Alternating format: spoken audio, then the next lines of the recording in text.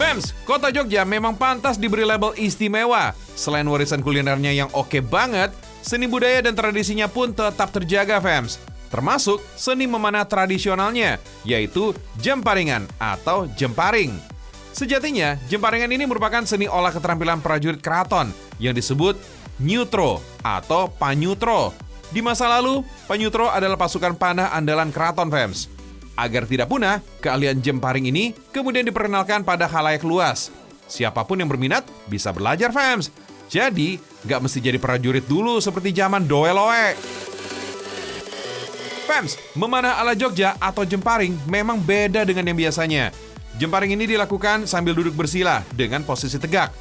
1, 2, 3. Anak panah pun melesat dari busurnya. Wow, hebat! Banyak juga loh wisatawan yang datang untuk mencoba jemparing. Apalagi kegiatan ini juga berguna untuk melatih konsentrasi dan fokus kita, Fems. Fems, peralatan busur dan anak panah untuk jemparing ini dibuat sendiri oleh komunitasnya. Meski terlihat mudah dan sederhana, tapi sesungguhnya perlu keahlian khusus loh. Busur dibuat dari bambu yang lentur, potong sepanjang 60 cm. Runcingkan salah satu ujungnya sesuai pola yang dibuat. Siapkan kayu gagang gendowonya, pasang di antara dua potong bambu tadi. Jangan lupa, cek panjang busur menggunakan tali ya. Setelah sama rata, rekatkan dengan lem, jemur sampai lem mengering.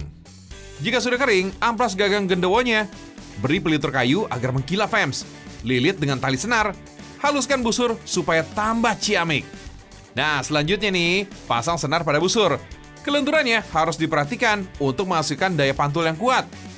Ukur senar, pasang dengan teliti. Selesai. Jemparing pun siap digunakan nih, Fems. Untuk memastikan kelenturannya, gendawo dan jemparing ini harus diuji coba terlebih dahulu. Sempurna.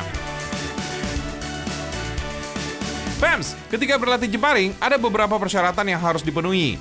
Pesertanya harus mengenakan baju tradisional khas Jogja dan penutup kepalanya khusus. Tujuannya, selain sebagai penghormatan terhadap budaya bangsa sendiri, penggunaan tutup kepala atau blangkon bermakna ketenangan hati dan pikiran. Jadi diharapkan ketika memanah, tepat pada sasaran. Jika ada anggota yang baru bergabung, biasanya akan dilatih selama 6 kali pertemuan. Kemudian, mereka akan melanjutkan latihan sendiri sampai benar-benar mahir.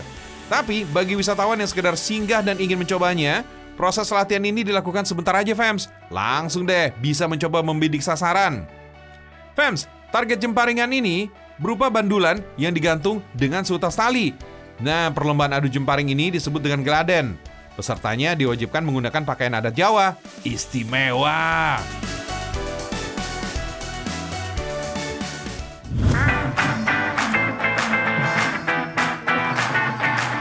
Fems, keunikan berikutnya adalah permainan yang biasa dimainkan anak-anak di Jogja. Meski udah agak dilupakan dan jarang ditemui, wah, kamu yang asli Jogja nih, Fems, pasti ada yang kenal deh. Berlokasi di Kabupaten Kulon Progo, nama permainannya adalah ngalarak blarak. Fems, ngelarak berarti menyeret, dan blarak artinya dahan kelapa. Jadi, permainan menyeretnya ini menggunakan dahan kelapa. Meski masuk dalam kategori permainan tradisional, ngelarak blarak ini sudah mengharumkan nama Indonesia loh, khususnya dalam ajang The Association for International Sport for All, yang disingkat Tavisa World Games 2016. Nah, pada ajang Tavisa World Games ini 2016 lalu, ngelarak blarak ini dinobatkan sebagai juara 1 tingkat nasional dan internasional sebagai olahraga tradisional terbaik. Keren banget kan? Joko Mursito adalah pencetus olahraga tradisional ngelarak blarak. Awalnya, ia terinspirasi dari penderes nira kelapa di kawasan pegunungan Menoreh yang saat melepas lelah bermain-main menggunakan dahan kelapa. Yuk, kita lihat nih, seperti apa sih ngelarak blarak itu?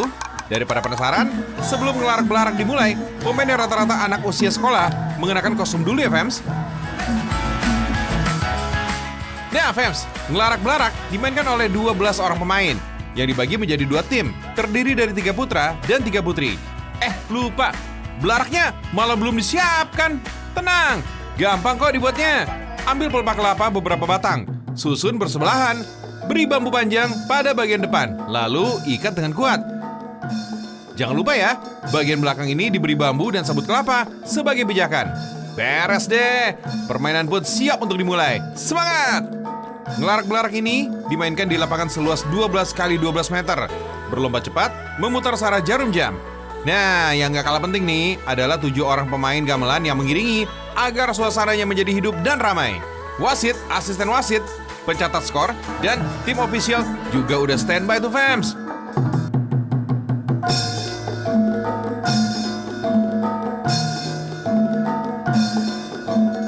Fans, ada 2 babak inti dan 1 babak penalti dalam sekali permainan.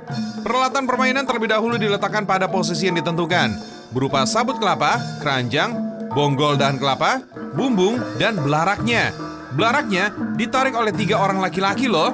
1, 2, 3. Permainan pun dimulai. Wah, seru banget ya. Kedua tim adu cepat nih, menggiring keranjang kosong untuk mengambil sabut kelapa. Gesit-gesit banget ya. Mereka ini nggak mau kalah loh. Pemain berikutnya kemudian berjalan dengan menyeret sabut kelapa sebagai tumpuan kaki sampai ke depan belaraknya masing-masing. Puncaknya, salah satu pemain perempuan menaiki belarak dengan membawa bonggol dan kelapa yang ditarik oleh ketiga pemain dewasa. Wow, ayo, jangan sampai kalah ya. Mereka adu cepat berebut bumbung yang diletakkan di tengah arena. Yang mendapat bumbung paling banyak, dialah pemenangnya. Wah, seru fans. Yogyakarta memang istimewa.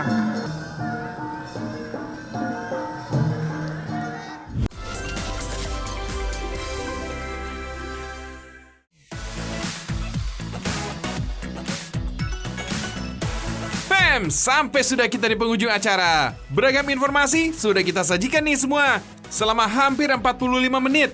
Mulai dari 6 info unik seputar suku Tengger di lereng Gunung Bromo, Jawa Timur. Lalu pesona dan kekayaan daerah di kaki Gunung Ciremai, yakni daerah Kuningan dan Majalengka. Hingga akhirnya pada berbagai kuliner dan kegiatan menarik di Yogyakarta. Semoga makin menambah wawasan dan kecintaan kita akan kekayaan bangsa ini. Dan pastinya, biar bisa bikin semangat di pagi hari ini makin bergelora.